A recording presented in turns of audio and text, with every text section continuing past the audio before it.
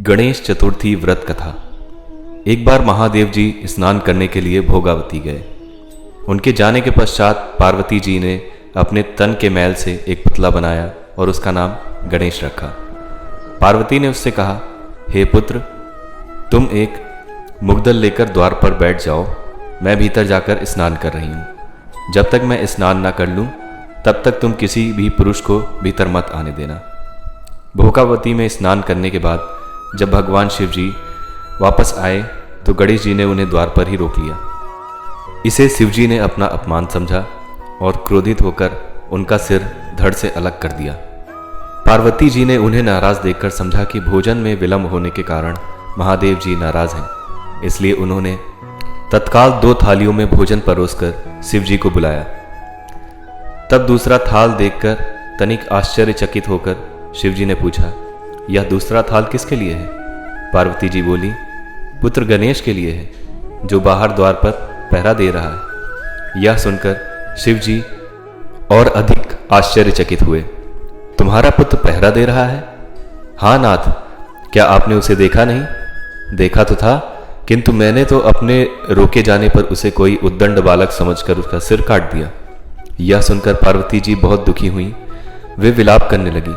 तब पार्वती जी को शांत करने के लिए भगवान शिव ने एक हाथी के बच्चे का सिर काटकर बालक के धड़ से जोड़ दिया। पार्वती जी इस प्रकार पुत्र गणेश को पाकर बहुत प्रसन्न हुई। उन्होंने पति तथा पुत्र को प्रीतिपूर्वक भोजन कराकर बाद में स्वयं भोजन किया। यह घटना भाद्रपत्र शुक्ल चतुर्थी को हुई थी, इसलिए यह तिथि पुण्य पर्व के रूप में मनाई जाती है। दूसरी कथा। एक बार महादेव जी पार्वती जी सहित नर्मदा के तट पर गए। वहां एक सुंदर स्थान पर पार्वती जी ने महादेव जी के साथ चौपट खेलने की इच्छा व्यक्त की। तब शिव जी ने कहा, हमारी हार जीत का साक्षी कौन होगा? पार्वती जी ने तत्काल वहां की घास के तिनके बटोरकर एक पुतला बनाया और उसमें प्राण प्रतिष्ठा करके उससे कहा, बेटा, हम चौपट खेलना चाहते हैं, किंतु यहाँ हार जीत का साक्षी कोई नहीं है, अतः खेल के अंत में तुम हमारी हार जीत के साक्षी होकर बताना कि हम में से कौन जीता और कौन हारा। खेल आरंभ हुआ। देवयोग से 3 बार पार्वती जी ही जीती। जब अंत में बालक से हार जीत का निर्णय कराया गया तो उसने महादेव जी को विजयी बताया। परिणामतः पार्वती जी ने क्रुद्ध होकर उसे एक पांव से लंगड़ा होने और वहां के कीचड़ में पड़ा रहकर दुख भोगने का शाप दे दिया। बालक ने विनम्रतापूर्वक कहा, माँ, मुझसे अज्ञानवश ऐसा हो गया है।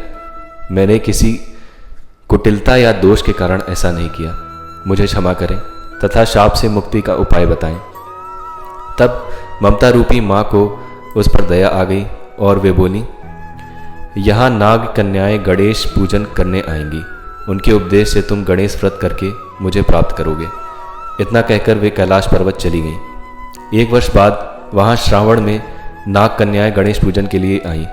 नाग कन्याओं ने गणेश व्रत करके उस बालक को भी व्रत की विधि बताई। तत्पश्चात बालक ने 12 दिन तक गणेश जी का व्रत किया।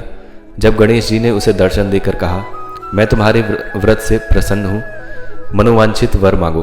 बालक बोला, भगवान, मेरे पाँव में इतनी शक्ति दे दो कि मैं कैलाश पर्वत पर अपने माता पिता के पास पहुँच सकूँ और वे मुझ पर प्रसन्न हो जाएं।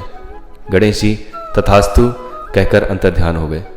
बालक भगवान शिव के चरणों में पहुंच गया।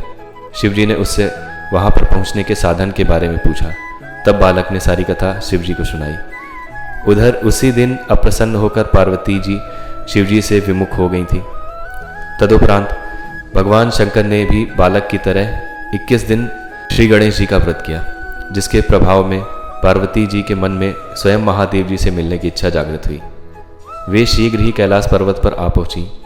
वहां पहुंचकर पार्वती जी ने शिव जी से पूछा, भगवान, आपने ऐसा कौन सा उपाय किया जिसके फलस्वरूप मैं आपके पास भागी भागी आ गई? शिव जी ने कहा, गणेश व्रत का इतिहास उनसे कह दिया। तब पार्वती जी ने अपने पुत्र कार्तिकेय से मिलने की इच्छा से 21 दिन पर्यंत 21 की संख्या में दुर्गा, पुष्प तथा लड्डुओं से गणेश जी का पूजन किया। 21वें दिन कार्तिकेय स्वयं ही पार्वती जी से आ मिले। उन्होंने भी माँ के मुँह से इस व्रत का महात्म्य सुनकर व्रत किया। कार्तिकेय ने यही व्रत विश्वामित्र जी को ही बताया। विश्वामित्र जी ने व्रत करके गणेश जी से जन्म से मुक्त होकर ब्रह्म ऋषि होने का वर मांगा। गणेश जी ने उनकी मनोकामना पूरी की। ऐसे हैं श्री गणेश जी, जो सबकी मनोकामनाएं पूरी करते हैं। जय श्री गणेश।